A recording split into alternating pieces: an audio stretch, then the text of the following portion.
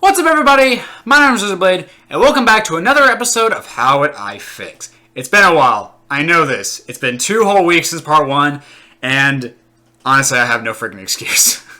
I really wasn't too sure about how you guys would respond to this new series, but a lot of you guys really did enjoy it. You guys actually really liked this series, and I'm happy to carry it on. So, if I'm being honest with you guys, I wasn't too sure exactly how to carry this movie on, like story-wise. Like, I didn't really know what to do next after the fire and stuff like that. So I wanted to take some time to actually kind of think it through, like really think it through. One thing I overthought that I didn't think about in my first part of the series is, how did Gogo get her nickname if she's not a part of the group? Remember that Fred gives everyone in that group their nicknames and stuff, except for Hiro and Tadashi. For some reason, Hiro and Tadashi don't have nicknames, which I thought was kind of weird when you really think about that. But yeah, Gogo is not a part of the group. So she wouldn't have a nickname now, would she? So yeah, that's something I didn't really think about. So what should we call her? Okay, so for the sake of the video, I'm still going to call her Gogo, because that's the name she has in the entire series and everything like that. But from what I do know, the voice actress for Gogo, I can't remember her name, shit. She has said that Gogo's real name is Ethel. That's apparently Gogo's real name. Now, I don't know if I can consider it canon because we don't hear it in the movie, nor do we hear it in the show. So, yeah, I have no idea. Because, for all I know, the movie's version of Gogo could really be named Ethel, but the TV show could come up with something completely different. And for all we know, they'll probably make a joke out of it because that's how the show runs. Yeah, like I said, I have no idea. So, for the sake of the video, I'm still going to call her Gogo, but for, I guess for, like, consistency's sake, I guess we'll consider her name Ethel. So, yeah, so her real name is Ethel in my story, but I'm going to still call her Gogo just to make things way easier and less confusing, okay? So, got that little detail out of the way. So, yeah, apparently you guys really did like part 1. You guys want to see more of this, and I'm more than happy to oblige. So, yeah, let's carry on the story. Now, when we last left off, Tadashi had died in the fire. The funeral had just passed on, and Hiro is kind of just in his bedroom, kind of being depressed and sad. He's not eating. He's not talking to anybody. He's ignoring all of his friends and everything like that. He even got kind of a nice little message from Gogo, who, like, sent him a nice little message, like, on, like, I guess, like, Facebook or Twitter or whatever you want to say. And, yeah, it was actually a genuinely very nice message and stuff like that. But basically, this whole entire scene kind of plays out the same as it does in the movie, because these were actually the best parts of the original movie, with Hiro and Baymax just kind of interacting like this. Like I said, this whole entire part was perfectly well done. Like, it was actually very well done, so there's really not much to change. But one thing I am going to do is this. After Baymax finds the little microbot that Hiro still had, remember that, he still has the microbot, Hiro would have the microbot still, and Baymax, like in the movie, would find it and go, "Your little robot is trying to go somewhere," like in the original movie. And Hiro would be like, "Well, why don't you go follow it?" And, of course, Baymax would go to follow it, and Hiro would try to run out to try and get him. And, of course, we get shenanigans, like all Scooby-Doo kind of chase. While Baymax is out there looking for where the bot is going, and Hiro is following him, we cut back to Gogo, who is kind of just wandering around, trying to do her own thing. After losing her bike, and after the fire and stuff like that, Gogo is trying to figure out what to do next. She's not necessarily sure what to do next. Should she go to more bot fights? Should she try and remake the bike and just try and see what happens? She's really confused right now, mainly because she really had her hopes up for, like, the first time in a very long time, actually. She's just really confused about what to do right now. But while she's out, she encounters someone she didn't expect. Honey Lemon. Honey Lemon is just at some random shop shopping because that's the kind of shit she's into.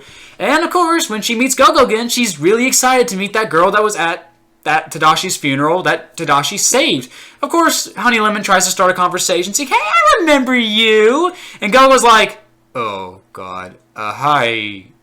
You?" Yeah, Gogo's not going to really remember. Like, I'm not going to act like Gogo went around and actually socialized with everyone at the funeral. Like, yeah, she still kind of kept to herself. But, yeah, Honey Lemon would remember Gogo. And she would know that Tadashi did save Gogo, and I think Honey Lemon would kind of use that as a way to try and make friends, because I think that's what Honey Lemon is like. Like, Honey Lemon would try to reach out to people who knew Tadashi, who knew her friends and stuff like that. Like, she's totally open for making friends with anybody, pretty much. And Gogo is no exception. Gogo, however, is a loner, and she is not in the mood for any of this right now. So she would kind of tell Honey, at first she would kind of tell her politely to kind of go away because she's not in the mood. But Honey Lemon would keep trying to push on, like, yeah, I get you. Like, you like to pretend you're this tough girl, but I know deep down inside there's someone really soft and really nice inside. And Gogo would say, no, you're wrong. Now bite me and get lost. And of course, this is when Gogo would kind of have to speed walk away from Honey Lemon. But Honey Lemon just still won't let up. She's dedicated to making this woman her friend. And while Hiro is chasing Baymax, Honey Lemon is chasing Gogo in some, like, wacky Scooby-Doo shenanigans, you know, with the doors and everything like that. Okay, it wouldn't be like the doors, but it would be kind of similar to the door with the crowds and cars and everything like that. I think it would be kind of funny. So while Hiro and Baymax does, of course, get to the warehouse where Callahan is making the microbots and, you know, is preparing for his evil plan and stuff, Honey Lemon would, of course, lose Gogo, and she would keep looking for her, and she's like, "Aw, this sucks." But the sad thing is, while chasing Gogo, she accidentally wandered into a pretty seedy part of San Francisco, and going down an alleyway, she ends up running against an old enemy. Well, what do we have here? Yeah, Yama's back, guys. Yama and his goons are going to try and rob Honey Lemon. I mean, yeah, she's just this really pretty girl with this really fancy looking coat and this purse and everything like that. And she's out here all by herself, totally helpless? Oh, she's like an easy target. She's pretty much asking for it. That was a joke, and I calmed down. Now, of course, Honey Lemon will try and get away, but of course, Yama and his like 4 or 5 goons are just too much for her. They're too fast. She can't really escape in those big ass high heels that she wears. Yeah, anyone notice that she wears humongous high heels despite being like the tallest member of the entire group? I mean, I'm not against it. I think it's kind of funny, actually, but yeah, I thought that was weird too. But of course, before Yama and his boys can get what they want from Honey Lemon, Gogo would show up and save the day. Gogo would just come out of nowhere and just start wailing on these guys. Now, she's been on the street for a very long time. Gogo knows how to fight. She knows how to deal with these kind of guys, okay? They can pull pocket knives on her. She'll be able to take care of them. They can pull guns and she can try and take care of it. Like, yeah, she's seen it all. Now, of course, there's no guns in this scenario, but one of them does pull a switchblade, I will admit. So, yeah. Gogo is able to easily just neutralize all 5 of these guys, including Yama, with a swift kick to the balls. And yeah, she and Honey Lemon are able to escape these goons pretty much without injury. Now, Honey Lemon, of course, would be blown away by what Gogo just did for her. And even Gogo herself would be kind of surprised. She's like, why did I go and save this girl? I don't even know this girl. Why did I help her? Like, it's every woman for herself out here. It's pretty much every person for themselves out here. Like, why did I help her? And then she thinks back to Tadashi and what he did for her. Did I really save this girl because that guy saved me? No, that's stupid. I don't care about this girl. She needs to go away.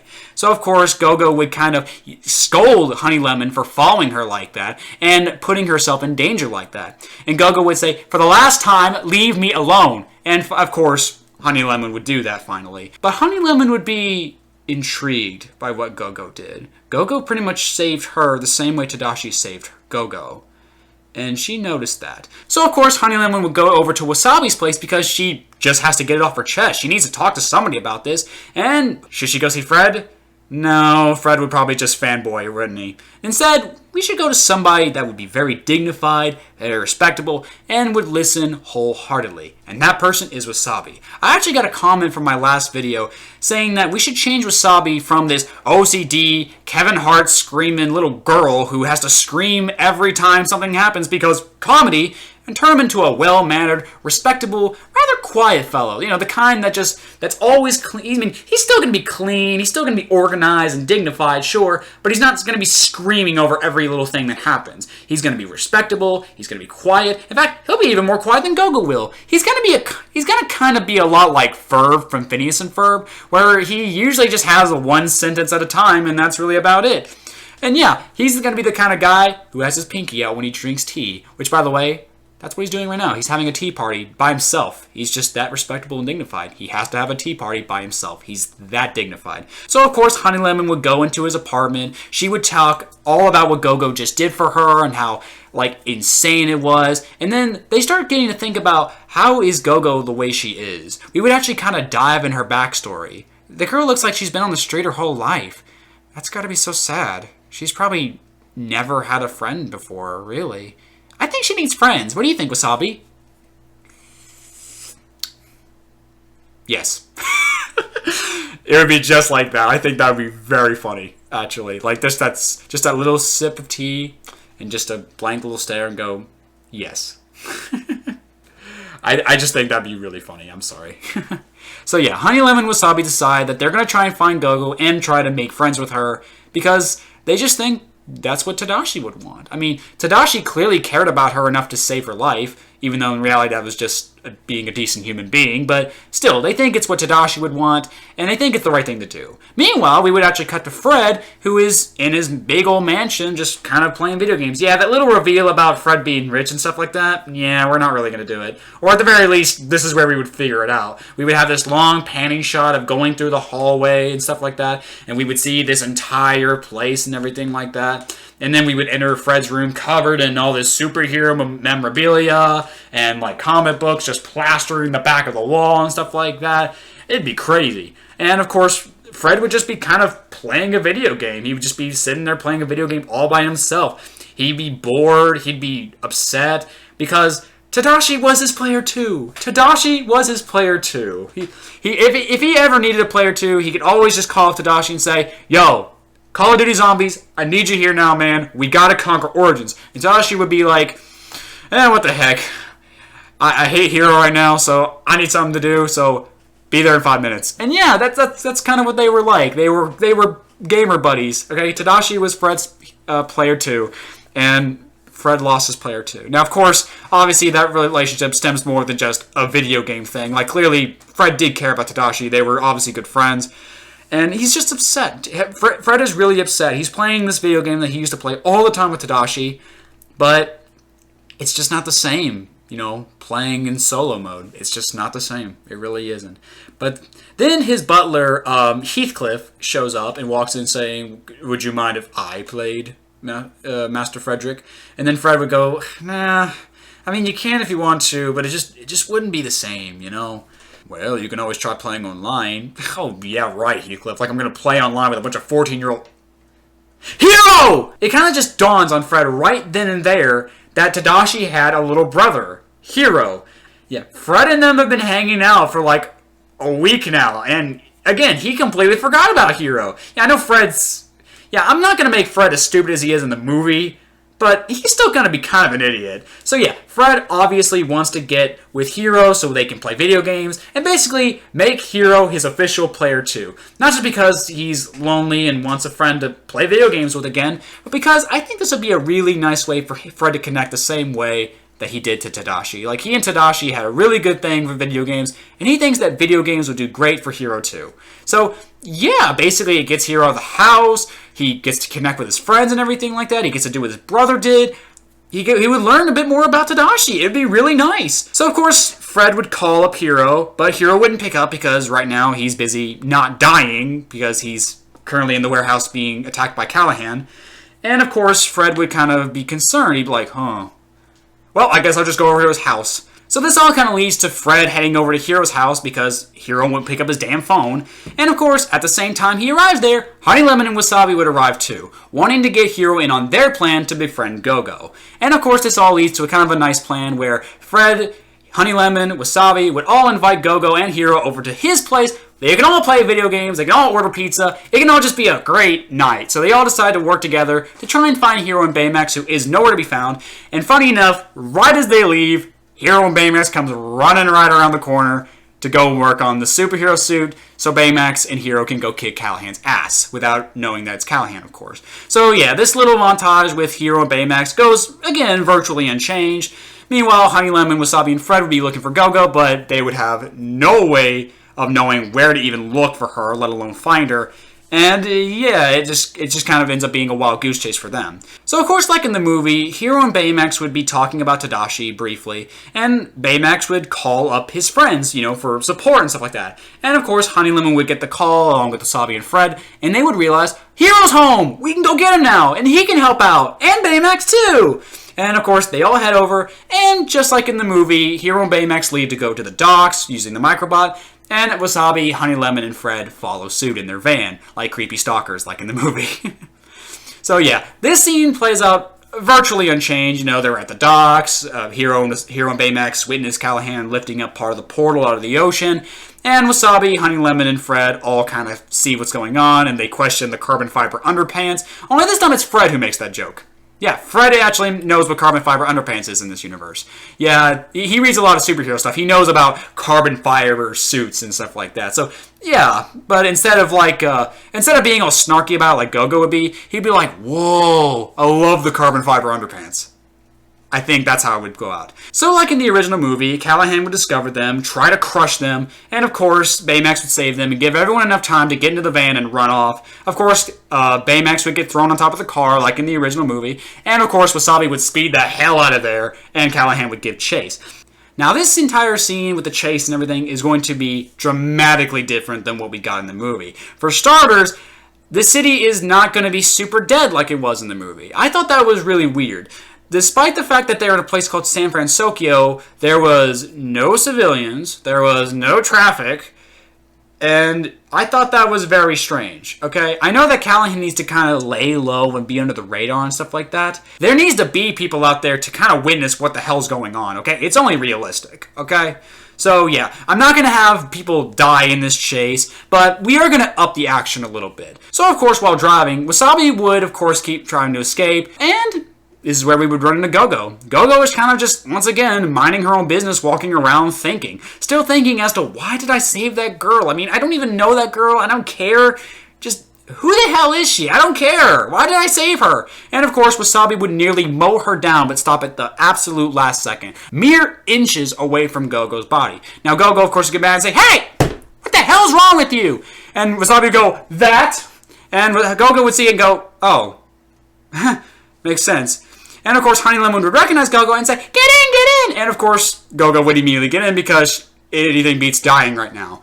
So of course, like in the original movie, the chase begins with Go-Go constantly criticizing Wasabi for stopping at red lights, giving turn signals, which gives away his location. But this time instead, Callahan would be a little more smart. He wouldn't just be going down the street. He would take to the rooftops. He would be following them with a bird's eye view. Meanwhile, we do have civilians and traffic to worry about. We have people that are trying to dodge out of the way. We have Wasabi being forced to run a red light, causing a car crash in the back. Meanwhile, this whole entire time, Callahan is going over the rooftops, and no one is noticing this because he's up on the roofs in the dark, in the night. No one can really see that, and not to mention no one would even pay attention to the roof because there's a crazy person driving down the road. This, of course, would eventually piss Go-Go off so much, like in the movie, Go-Go would take over and start driving and take over. Now, like in the movie, Go-Go would go all Fast and Furious on this and basically speed through everything. And of course, this is where things get a little rough because Go-Go is a little pissed off right now. While this chase was going on, Hiro did explain to Go-Go everything that's going on, including the fact that that guy is the reason why the building exploded. That man is responsible for Go-Go's dreams being crushed. Her bike, her dreams, everything is gone because of that guy, the guy that's trying to kill them right now. Go-Go is pissed, and she is not one to run away. I don't think she would be. I think in this case, Go-Go would kind of come across as a chaotic neutral. All she really cares about right now is what she wants. And what she wants right now is payback. She doesn't care how she gets it, and she doesn't care who gets in the way. So basically, with her reckless driving, she puts innocent lives in danger. She causes multiple car accidents. All at the same time, everyone in the car is yelling, "Are you out of your mind?" But no, Go-Go doesn't give a shit. In fact, there's even a point during the chase where she tries to take the offensive. Like in the movie, Callahan gets in front of the car, and Go-Go is ready to just mow through that motherfucker. She's ready to just speed through him like a bug on a windshield. She doesn't care. And of course, Callahan at the last second decides, nope, not worth it, and gets out of the way at the last possible second. And Go-Go is, of course, mad, going, "Oh, come on, you coward!" And everyone is freaking out. But like in the original movie, Callahan would eventually lift up the car and chuck it in the ocean, and of course would just assume everyone's dead. Unlike in the original movie, where them getting out of the car is kind of just, whatever, in this movie, Go-Go actually pulls out a blade and starts cutting the seatbelts in order to get everyone out of the car. We actually see that happen. And of course, like in the movie, Baymax is able to lift everyone up out of the water. So like in the original movie, we head to Fred's house, and of course we start thinking about what's going to happen next, how are we going to deal with Callahan, and throughout this process, everybody starts to chatinize Go-Go for her terrible driving, the fact that she endangered so many people's lives.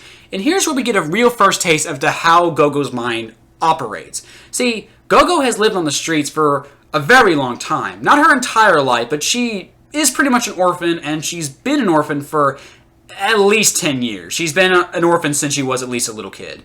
At least maybe around second or third grade, her parents died and stuff like that. We don't find out how and why yet, though, in this part of the story. We find that out later in the story. But yeah, basically her parents died, she was an orphan, and she was forced to grow up on the streets, basically scrounging for every single penny she can get, or any bit of food she can get, and eventually she got really good at it. Kind of like sort of a female emo Aladdin. Yeah, that's the best way to describe her. So, of course, Go-Go describes that she has a bit of a all-for-one mentality, because that's just how it is on the streets. You can't really afford to care about other people, because, yeah, out on the street, it's all about survival, okay? And caring about other people doesn't get you anything. It doesn't get you money, it doesn't get you food, it don't get you nowhere, okay? You have to care about yourself and only yourself. And that's the way it is. But, of course, this is where Honey Lemon calls her out and says, well, if that's what you think, then why'd you save me? And Go-Go would kind of freeze for a second because she just doesn't really know yet. Well, I wanted to scold you for following me like a creep. You creep?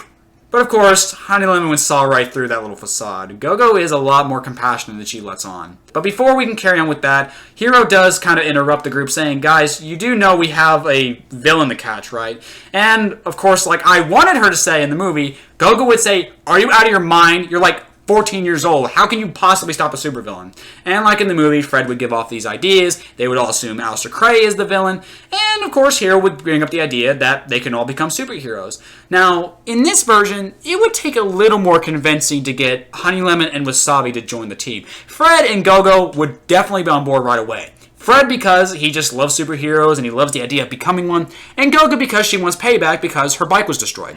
Honey Lemon Wasabi, though, would be a little more reluctant. Honey Lemon would, like in the movie, be like, but we're not heroes, we're just us. But then Hero would say, well, Tadashi thought you were more. Tadashi believed in all of you. So, why not be what he believed in?